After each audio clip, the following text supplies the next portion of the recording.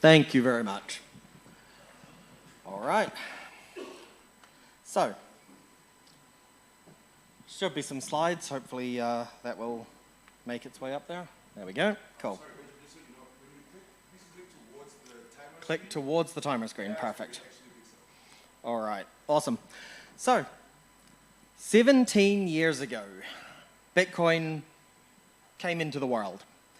And the world is still completely unprepared for it. But what does that actually mean? So often when I make the statement, the world is unprepared for Bitcoin, it sounds like one of those kind of hype statements like, woohoo, you're not ready for this is awesome, you're not ready for it. That's actually not what I mean. What I mean is the structures and systems that we have in this world are not set up for what Bitcoin is, the way that Bitcoin works. The things that we have in our world are designed for other things, designed for systems and concepts that just don't match what Bitcoin is and how Bitcoin works. So we use analogies and abstractions when we talk about Bitcoin. We use a lot of kind of fluffy language, and we have words that don't mean what you kind of normally expect them to mean. And that's okay. That happens in a lot of technical industries. If you're dealing with technical things, it's normal that you've got words that kind of simplify it and so on. But those analogies sometimes contain self-contradictions, and they also sometimes obscure the way that things are actually working and cause people to really misunderstand what it is. So the first thing is we talk about wallets. So wallets hold Bitcoin, right? I have a wallet on my phone. I've got a certain amount of Bitcoin in that wallet. That's not true. Not at all. I have a piece of software on my phone that I call a wallet, and it's even got, it's named something or other wallet. I've got a bunch of them on my phone. I've got, Blue Wallet and Wallet of Satoshi and this wallet and that wallet and a whole bunch of wallets. None of them hold Bitcoin. The way that Bitcoin actually works is that you've got these UTXOs, these unspent transaction outputs, and you prove in some way that you're allowed to spend the value that is inside that unspent transaction output, and that's achieved through something called Bitcoin script. And quite often, it will be because you hold particular private keys, and those private keys can sign to say, I'm allowed to make this further transaction. So generally speaking, our wallet is actually just a bit of software that interacts in some way to build a transaction, usually by signing something with a private key. That's actually what a wallet is, which is nothing like an actual physical wallet that sits in your pocket and holds a bunch of notes and coins and so on. So the abstraction of wallet causes confusion. About a year and a half, maybe two and a half years ago, had an argument with the German tax office about this because we were talking about my Bitcoin, and in Germany, if you've held Bitcoin for over, I believe it was 2 years, it's capital gains free, so you don't have to pay capital gains tax on it. And they're like, okay, we want to see the logs from all of your wallets. And I'm like, A, I don't want you to, and B, you actually can't. Technically speaking, I cannot provide that to you. And they're like, why not? You just log into the wallet that you use online, Coinbase if that's the wallet you use or whatever, and provide us the logs. No, that's not what a wallet is. I actually then had to spend like an hour explaining what wallets are to the German tax office. To their credit, they understood, and I didn't have to pay any capital gains tax. So that was nice, but that's an abstraction which causes real-world consequences. For somebody who couldn't explain it like I could, that person could have ended up paying a lot of money that they probably actually didn't have to pay to the tax office, just because, tax officers, they're quite likely to find in their own favor. Yeah. So that's one abstraction. Another abstraction is the concept of spending conditions. So we have these spending conditions determined by Bitcoin script, as I said. Who is allowed to spend Bitcoin? According to most legal definitions, the person who's allowed to spend it is the person who owns it. What is ownership in Bitcoin? Bitcoin is something that maybe you hold the private keys to access a particular UTXO or set of UTXOs, but you could hold the private key to some Bitcoin that you don't even know you could access because somebody somewhere created a transaction and used the public key that's derived from your private key in order to say that you're allowed to spend this Bitcoin, and you have control over that Bitcoin. Do you own it legally or not? Simple question, but it gets more complicated. What about if it's a multi-sig?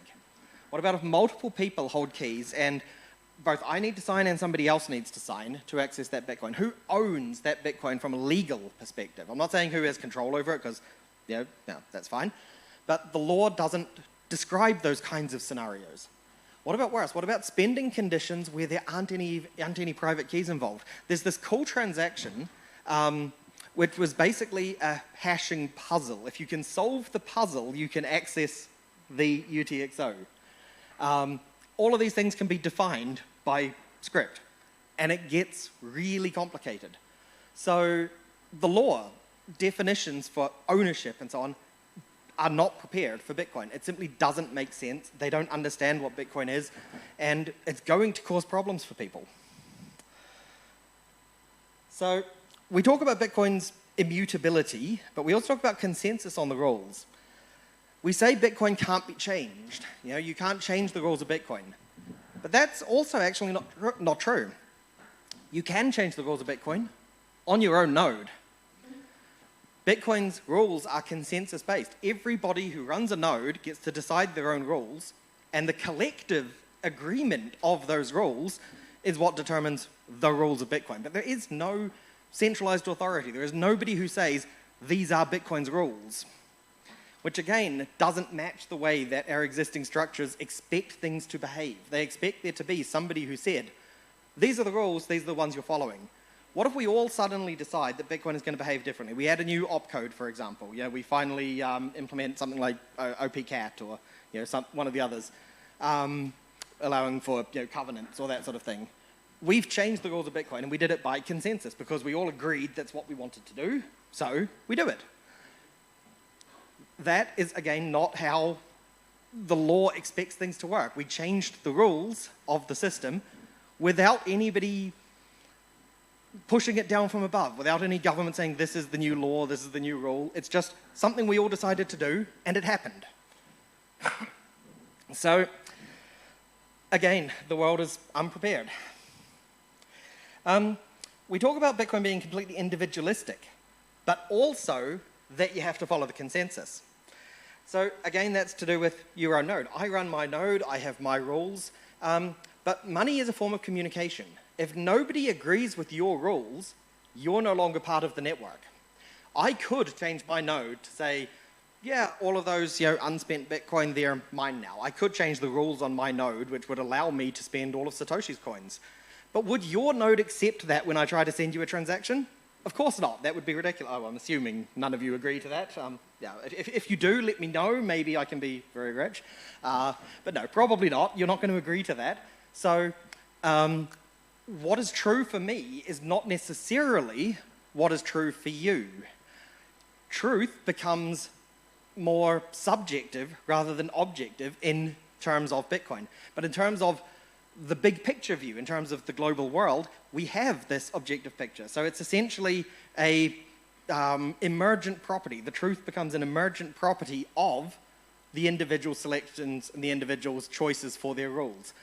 The world doesn't normally work like that. We don't have structures set up to handle that kind of thing in the world right now. So I guess the primary takeaway of this first section of my presentation is that the human layer of Bitcoin actually is the most important layer. The human layer is what trumps everything else, because like the people on the panel just earlier were saying, if we all turn off our nodes, we have a problem. Bitcoin disappears. If one of us turns off our node, it really doesn't matter that much. Again, same thing with the rules. If we all decide on different rules, then it works. If only one of us decides on different rules, that person is no longer a part of the network. The communication of Bitcoin has changed. By the way, is that timer correct? Have I really already been talking for 14 minutes? Oh dear. Then I'm a little behind the time. I'm going to have to speed up a little bit. I feel like I've only been talking 4 minutes. Apparently it's been 14. So, regulatory systems. Let's jump a little bit faster. Bitcoin is titled a peer-to-peer electronic cash system. That's the title of the white paper. Bitcoin behaves more like cash than a bank account in that it's peer-to-peer, it's a bearer asset. You know, if I hold my Bitcoin, I can give it to you. I don't need any middleman, that kind of thing. Except when it isn't. Bitcoin is digital. It's accessible from anywhere. I actually do need other people to make a Bitcoin transaction. I need the entire rest of the network. I need them to agree that I can make that transaction. So does that mean there is a middleman, which is everyone, or does it mean there is no middleman? It's kind of both. And again, our regulatory systems aren't set up for that. How do you prosecute a middleman if the middleman is everyone? Or do you assume that there is no middleman? In which case, who's the problem? It's not clear from a legal perspective how any of this works. This is kind of a cool one. This is a form that you fill out. There's similar ones in almost every country. This one's from the US. It's a fairly typical example. Report of international transportation of currency or monetary instruments. Who's seen when you enter a country, they've got signs at the airport. If you're carrying more than $10,000 or equivalent in any particular currency, you have to report it. I came in with my laptop. My laptop has a copy of the Bitcoin blockchain on it. There are 21 million Bitcoin on my laptop. I don't have access to it all. But I do have 21 million Bitcoin on my laptop because I have the entire chain. It's everyone's money. Or you could look at it another way. The money was already here in South Africa because there are nodes running here in South Africa. So I wasn't transporting any money in. I was transporting zero in. Which one is it? The form doesn't have the right fields to answer those questions. I can't answer those questions. Fees. When you make a Bitcoin transaction, you pay fees to the miners, right? No. Fees are something that somebody charges you to do something. Did the miners charge you that fee? No. You volunteered. You added that fee to your transaction for them to pick it up. You bribed them. What does the law say about fees that aren't charged?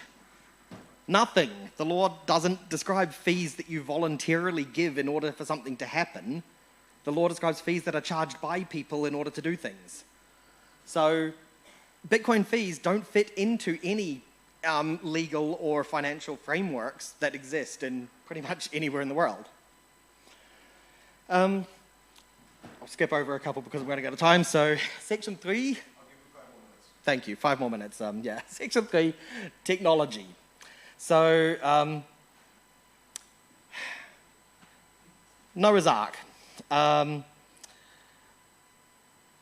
There are layers on Lightning. You've got things like Ark. I think people have been talking about Ark quite a lot throughout the course of today. It's very interesting, very cool technology.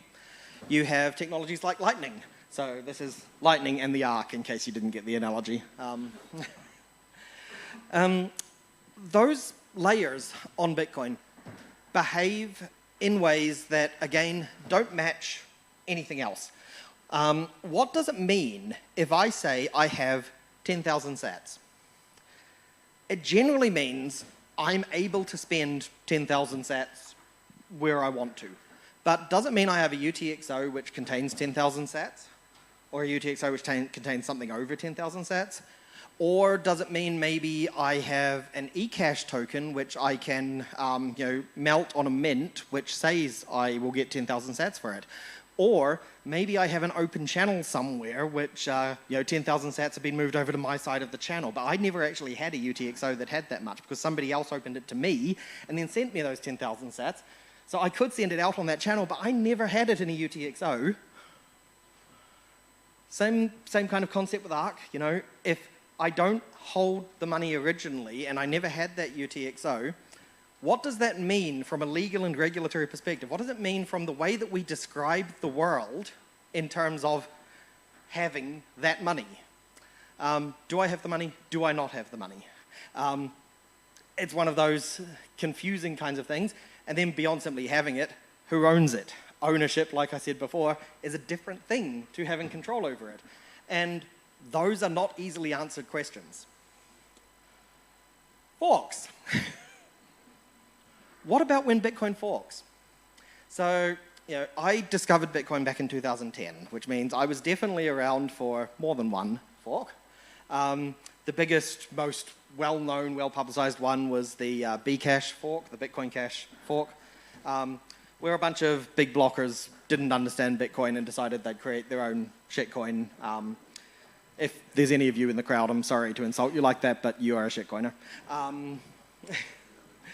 And if I create, so there's a fork of Bitcoin, and I have some monetary value there. When Bitcoin Cash forked away from Bitcoin, I immediately sold all of that Bitcoin Cash and I bought Bitcoin with it. Where did that money come from? Where did that value come from? From a legal perspective, who owned it? Did I own it? Did I just magically get this money out of nowhere? If so, because that is how that has been defined by a few legal regulators over time, I can create a fork right now. I could literally walk over to my laptop. Like I said, I've got a copy of the blockchain there. I've got a copy of Bitcoin's time chain. I could fork Bitcoin right now with a new client, which only I am running. Nobody else is running it. But on that fork, you now have a complete copy of all of your coins. And I'm going to sell one Bitcoin, or let's say 10 sats. I'll sell 10 sats on that chain to my daughter for 5,000 UK pounds. Right, it's now worth more than Bitcoin as well. You are really rich on this new chain of mine because you have all of your current Bitcoin on this new chain that I just forked on my laptop. Do you owe capital gains tax to the government for me doing something on my laptop? Does that make any sense at all? That's actually how a lot of regulations currently define it, which is madness, complete and utter madness. But that's the way the law is currently written in a lot of places. I go to my laptop and all of a sudden you owe money to the government. Fun, isn't it? Bridges. That's a bridge in South Africa somewhere, according to Google image search. I didn't actually check, but hopefully that's a bridge in South Africa somewhere. You have software bridges that will bridge between Bitcoin and other things. So, there are Bitcoin to shitcoin bridges. There are things like swap services, which will swap between Bitcoin on-chain and off-chain. So, swap into Lightning or swap into some kind of managed token or whatever. If I'm running a bridge, who owns the Bitcoin that is going through the bridge? Do I? What about if I never actually have custodial control over it? Some of these things work as atomic swaps. But the Bitcoin, while it's in flight between the two different systems, where is it? Who owns it? Who has control over it? Do I have any tax or legal or financial reporting obligations with regards to running this service, assuming I'm not taking any kind of profit from it? If I am, then obviously maybe I'll take some kind of financial responsibility for that. But the bridges, what are the responsibilities to the users? What are the responsibilities to everyone else? What does it mean from a regulatory perspective to be a bridge between Bitcoin and something else? That's, again, just an unanswered question. So what now? I've pointed out that everything is broken and nothing works. None of these things make any sense at all. So, like I said at the start, it's been 17 years since Bitcoin came into existence. The world is completely unprepared for it. So, does that mean we need to change Bitcoin to fit the world? No, we can't. That's not the way Bitcoin works, and we wouldn't want to even if we could. What we need to do is change the world to fit Bitcoin. And there's a lot of different ways of doing that. So you can do it personally by explaining things to regulators, the people who create these silly laws and so on.